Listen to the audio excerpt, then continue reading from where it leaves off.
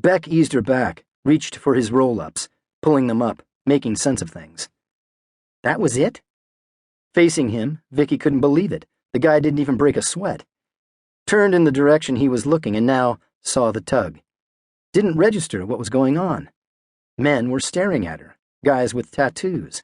Nothing friendly about any of them. What the fuck, Beck? Crossing her arms across her chest, looking for her thong. Beck? Guess this spot's taken. Cop eyes assessing. Beck did the top button of his pants, nudging Vicki to the side and taking the wheel. He put it together. Dope changing hands.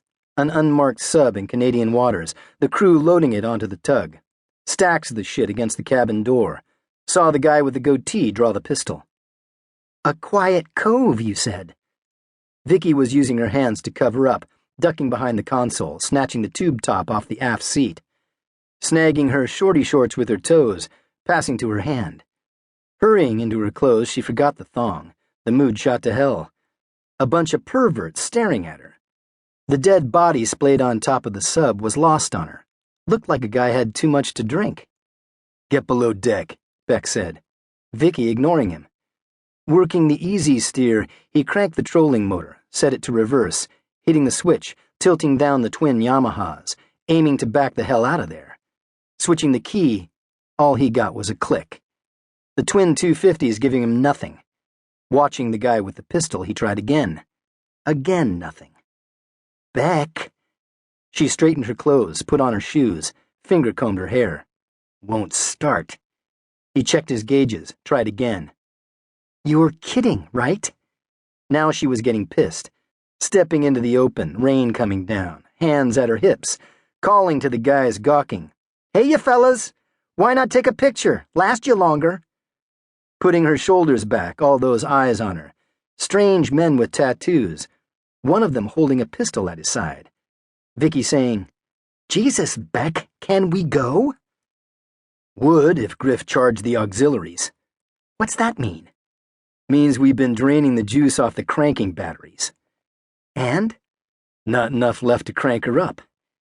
Keeping watch on the men, Beck worked the small Johnson, backing them for the bend, the breeze pushing at his stern, angling them for the rocks. Not the best spot for making a three-point turn with a trolling motor, but it was his only play. The one with the pistol said something, and the guys on the tug started moving. The younger one going to the bow, clanking up its anchor.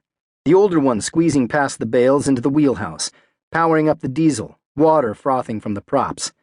The one with the pistol jumped from the sub to the tug, coming aft, taking aim at Beck. One of the tattooed guys slipped into the water and started doing a crawl, rain making rings on the surface. The tug closed the distance, backing low and heavy in the water. Beck guessing they were going to ram him, the young guy coming to the stern with a boat hook.